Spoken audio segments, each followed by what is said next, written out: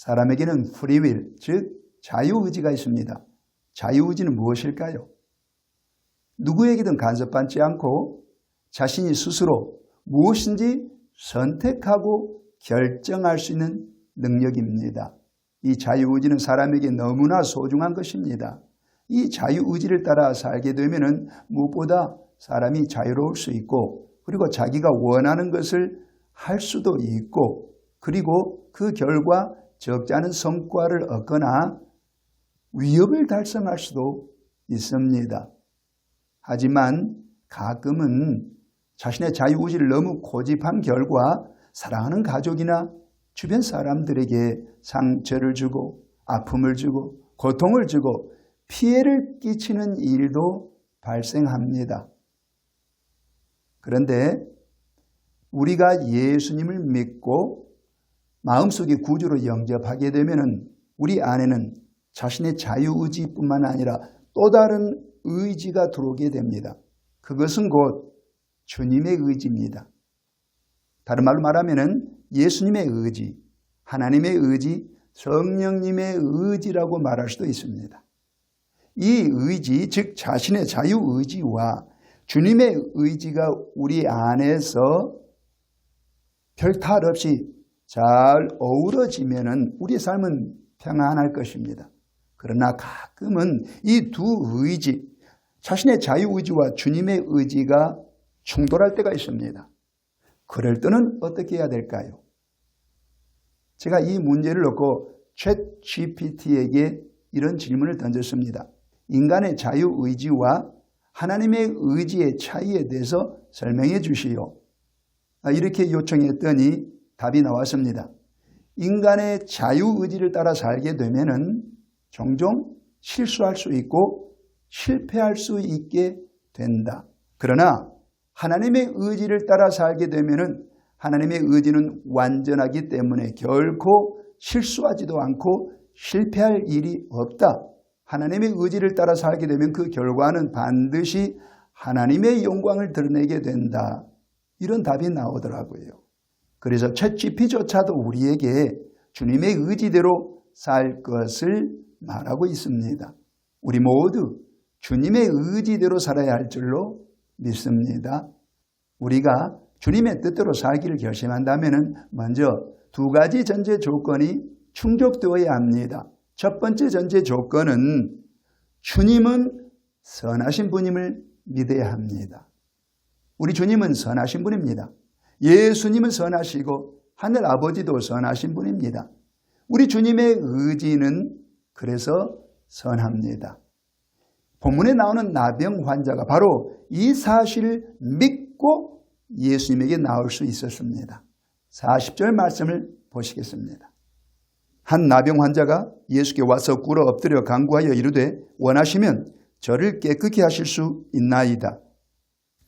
어느 날 한 나병 환자가 예수님께 찾아와서 자신의 병든 몸을 치료해달라고 간청을 하게 됩니다. 그가 그럴 수 있었던 것은 예수님에 대한 소문을 이미 들었기 때문입니다. 어떤 소문이었을까요? 예수님은 못 고치는 병이 없으셔. 당신의 불치병인 나병조차 능히 고치실 수 있는 분이야. 게다가 그분은 병을 고쳐주시면서 어떠한 수고비도 요구하지 않으셔. 너무너무 선하신 분이야. 꼭 그분을 찾아가 봐. 이런 소문이었을 것입니다. 그래서 그는 예수님을 찾아와서 40절 뒷부분처럼 말할 수 있었던 것입니다. 원하시면 저를 깨끗하게 하실 수 있나이다. 여기서 원하시면은 곧 예수님이 원하시면 이란 뜻입니다. 예수님이 원한다는 것은 예수님의 의지를 가리킵니다. 그래서 이 나병 환자는 예수님이 선하심을 믿었고 예수님이 선한 의지로 자기 병을 고쳐주실 것을 믿고 이렇게 예수님을 찾았던 것입니다. 그런데 여기서 여러분에게 질문 하나 하겠습니다. 만일 이 나병 환자가 예수님의 선하심을 믿지 못하고 예수님의 선한 의지를 불신했다면 과연 이런 말을 할 수 있었을까요? 결코 하지 못했을 것입니다. 심지어는 예수님에게 나오지도 못했을 것입니다. 그는 예수님의 선하심을 믿었고 예수님의 선한 의지를 믿고 자기 몸을 맡겼습니다. 그러자 바로 이 점을 예수님께서 너무너무 기뻐하신 게 분명합니다. 41절 말씀을 보시겠습니다. 예수께서 불쌍히 여기사 손을 내밀어 그에게 대시며 이르시되 내가 원하노니 깨끗함을 받으라 하시니, 내가 원하노니 깨끗함을 받으라. 이처럼 우리 주님은 자신의 선한 의지를 따라 그의 병을 고쳐주셨습니다. 우리 주님은 선하신 분입니다. 시편 119편 68절에서도 주는 선하사 선을 행하시오니 이렇게 말씀하고 있습니다. 우리 주님은 선하신 분이에요. 그래서 그의 선한 의지를 따라 선을 행하시는 분입니다. 따라서 우리는 선하신 주님의 의지대로 살아야 하는 것입니다. 그런데 여기서 우리는 한 가지 오해할 수 있습니다. 우리가 하나님의 선하심을 믿고 하나님의 뜻대로 살게 되면 우리 삶은 반드시 형통하게 될 것이다. 과연 그럴까요? 이것은 오해일 수도 있습니다. 물론 우리가 하나님의 뜻대로 살다 보면 때로 형통할 수도 있습니다. 그러나 반드시 형통하게 되는 것은 아닙니다. 우리가 하나님의 선하심을 믿고 하나님의 뜻대로 아무리 열심히 살아도 때로 원치 않게 우리의 삶이 힘겨워질 수도 있습니다.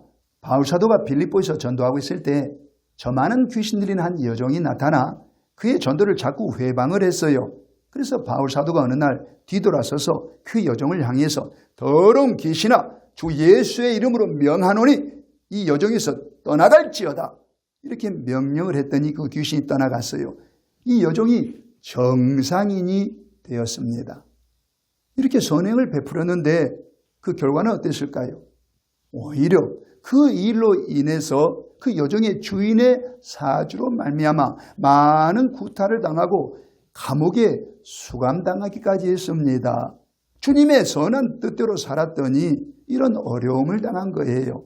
하지만 그것이 끝은 아니죠. 하나님의 역사로 말미암아 감옥이 직장이었던 간수를 만나게 되고 간수와 그의 가족들에게 예수님을 전하고 복음을 전해서 그들이 회개하고 믿고 빌립보 교회의 개척 멤버가 되었습니다. 그래서 이런 일을 자주 경험했던 바울 사도는 나중에 이렇게 고백합니다. 로마서 8장 28절에서 우리가 알거니와 하나님을 사랑하는 자 곧 그의 뜻대로 부르심을 입은 자들에게는 모든 것이 합력하여 선을 이루느니라.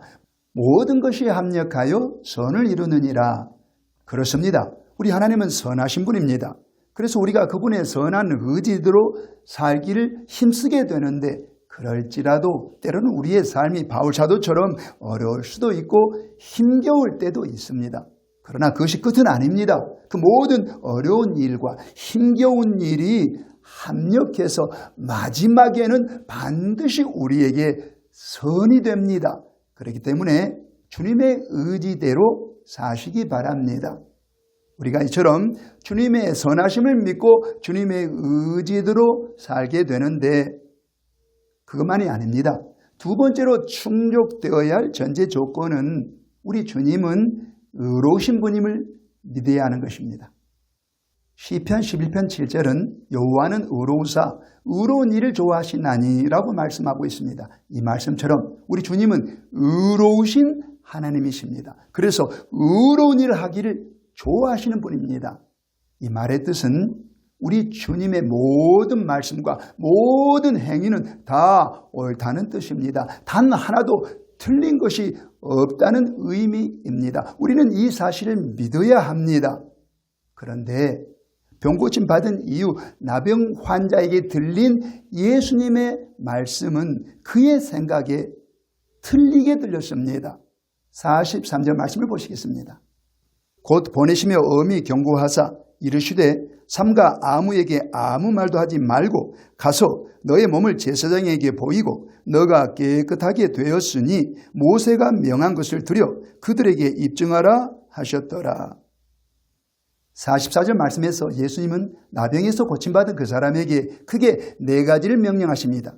헬라어 원어 성경을 보면은 어떤 명령을 내렸는지가 더 명확합니다. 첫 번째 예수님의 명령은 삼가라는 명령이었습니다. 44절 말씀 보시면은 뭘 삼갑니까? 아무에게 아무 말도 하지 않도록 조심하라 이렇게 명령을 내린 거죠. 그리고 두 번째 명령은 가라는 명령이었습니다. 누구에게 갑니까? 가서 너의 몸을 제사장에게 보이라. 이 말씀에서 제사장에게 가라고 명을 내리신 것입니다. 세 번째 명령은 보이라는 명령이었습니다. 깨끗하게 나은 그 몸을 제사장에게 보이라고 주님이 명하신 것이죠. 그리고 마지막 명령은 드리라는 명령이었습니다. 모세가 명한 것을 드려라 이것인데, 모세가 명한 것은 곧 레위기 14장 2절 이후에 나와 있습니다. 기록된 하나님의 말씀, 즉 성경대로 하나님께 바쳐야 할 예물을 바치라는 것이죠. 그렇게 해서 그런 모든 절차를 거쳐서 공적으로 너가 나병에서 나은 사실을 입증받아라, 증명을 받아라, 그리고 건강하게 생활하라 이렇게 예수님께서 말씀하신 것이에요. 그런데 그 모든 명령을 받은 그 나병 환자는 예수님의 그 말씀이 옳지 않다고 생각을 했어요. 이건 틀린 명령이다 이렇게 판단을 내려요. 그 다음 행동을 보면은 이 사실을 잘 알 수 있습니다. 45절 말씀을 보시겠습니다. 그러나 그 사람이 나가서 이 일을 많이 전파하여 널리 퍼지게 하니, 그러므로 예수께서 다시는 드러나게 동네에 들어가지 못하시고 오직 바깥 한적한 곳에 계셨으나 사방에서 사람들이 그에게로 나오더라. 그렇게 예수님의 은혜로 병고침 받은 사람이 예수님의 말씀에 따라 살지 않고 예수님의 의지대로 살지 않고 자신의 의지대로 살게 됩니다. 45절 말씀을 다시 보시면 그 사람이 나가서 이 일을 많이 전파하여 널리 퍼지게 했다고 했어요. 이 말씀에 의하면 그 사람이 나가서 어떤 일을 했습니까? 그 사람이 나가서 이 일을 많이 전파하여 널리 퍼지게 했다고 되어 있습니다. 이 사람은 분명 자기처럼 나병을 앓고 있던 사람들을 많이 찾아다니면서 자기의 일을 간증하고 그들에게 예수님을 전해서 그들도 예수님께 가서 병고침 받으라고 권했을 것이 분명합니다. 그런데 이것은 그의 뜻이었습니다. 그는 자신의 의지대로 산 사람이에요. 결코 주님의 의지대로 산 사람이 아닙니다. 그는 예수님의 말씀과 예수님이 가르쳐 주신 구약 성경의 가르침에 정면으로 불순종했습니다. 여기서 여러분에게 질문을 던지겠습니다. 이 사람이 왜 예수님의 말씀을 믿지 않고 예수님이 가르친 바 구약 성경을 불순종했을까요? 그것은 곧 그가 예수님의 말씀을 들을 때 예수님의 말씀이 틀리다고 생각했기 때문이었습니다. 그리고 그의 판단에 구약 성경에 나와 있는 레위기서의 그 모든 예물을 드린 것이 번거롭다, 필요 없는 일이다 이렇게 판단했기 때문에 그가 그런 행동을 할 수 있었던 것입니다. 그 사람이 그런 행동을 할 수 있었던 것은 예수님의 말씀보다, 기록된 하나님의 말씀인 성경 말씀보다 자기의 판단, 자기의 생각이 더 옳다고, 즉 자기가 의롭다고 확신했기 때문에 그렇게 행동할 수 있었던 것입니다. 어떤 분은 이렇게 반문할 수도 있어요. 그 사람이 밖에 나가서 무슨 악한 일을 했습니까? 도둑질했습니까? 살인죄를 범했습니까? 아니잖아요. 그는 결국 나가서 예수님을 전했고 전도한 것이 아닙니까? 그거 선행 아닙니까? 좋은 일이잖아요. 이렇게 반문을 던질 수도 있습니다. 물론 그가 나가서 나쁜 일을 한 것은 아니죠. 그러나 그 모든 일은 사람의 눈에 비칠 때만 선행이지 과연 예수님의 눈에도 그것이 선행으로 비쳤을까요? 결코 아닙니다. 주님의 눈에는 그것은 불순종이었습니다. 종이 주님의 명령을 거역한다. 그것은 교만죄입니다. 그는 주님 앞에서 교만죄를 범하고 있었습니다. 오늘 우리 주변에는 21세기 나병 환자들이 존재합니다. 그들은 목사이거나 장로 혹은 신학교수일 수 있고 기독교 신문이거나 기독교 이름을 건 방송이나 혹은 어떤 교단일 수 있습니다. 그들은 이렇게 소리 높여 외칩니다. 우리 기독교는 사회의 정의를 위해서 존재한다고 외칩니다. 또 어떤 이들은 교회가 너무 부패했기 때문에 우리 한국 교회는 개혁되어야 한다고 외치기도 합니다.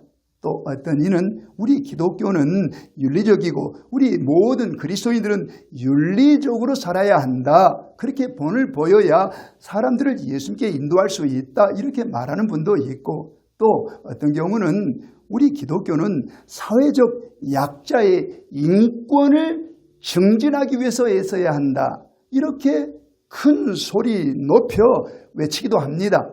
다 좋은 말이고 좋은 행위입니다. 우리 그리스도인은 당연히 사회 정의를 위해서 애써야 하고 윤리적으로 살아야 하고 교회 개혁을 위해서 힘써야 하고 그리고 사회적 약자의 인권 증진을 위해서 또한 수고해야 합니다. 좋습니다. 그렇게 살아야 합니다. 문제는 그렇게 말한 사람들이 그렇게 외친 사람들이 때로 하나님의 말씀을 거역한다는 게 문제입니다. 때로 주님의 의지대로 사는 게 아니라 자신의 자유의지대로 사는 게 문제입니다. 그렇게 주장하는 사람들 가운데 어떤 이들이 동성애 퀴어 축제에 나가서 동성애자를 향해서 축복 기도를 했습니다. 이는 곧 동성애가 좋은 행위라는 뜻이 아닙니까? 그러나 하나님의 말씀에 의하면 동성애는 하나님 앞에 범죄입니다. 이 목사들은 축복 기도하면서 동성애자들에게 하나님 앞에 더 많은 죄를 지어라 이렇게 권장하고 있는 거예요. 또 이들 가운데 어떤 이들은 이렇게 외칩니다. 21세기 헤롯 왕을 향해서 당신이 제수 씨와 결혼한 것은 나쁜 일이 아니다. 당신은 특별한 사랑을 하고 있는 것이다. 당신은 훌륭한 정치가다. 이렇게 추앙하고 지지하기도 합니다. 그들은 누구입니까? 그들이 과연 주님의 의지대로 사는 기독교인일까요? 아닐 수 있습니다. 그들은 자기 의에 취해서 사는 사람들일 수 있습니다. 자기의 말과 행동이 하나도 틀린 것이 없이 다 옳다고 확신하니까 그렇게 사는 것이 아닙니까? 그래서 사람들의 눈에 그들은 훌륭해 보일 수는 있습니다. 그러나 예수님의 눈에 비친 그들은 어떤 모습일까요? 하나님의 말씀을 불순종하고 예수님의 의지를 거역하는 교만한 죄인일 수 있습니다.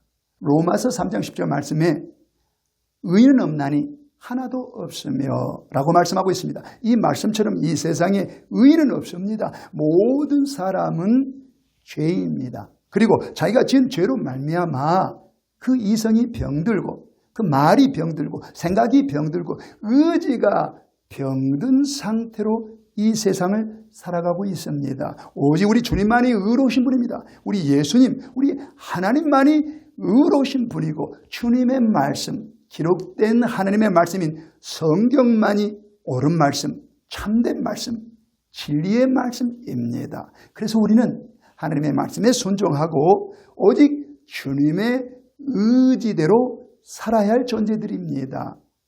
사랑하는 여러분, 우리 주님은 선하신 분입니다. 우리 주님은 의로우신 분입니다. 그러니 이제부터 주님의 의지대로 살겠다고 결단하시기 바랍니다. 우리가 주님의 의지대로 살 때에 주님이 기뻐하시고 칭찬해 주실 것입니다.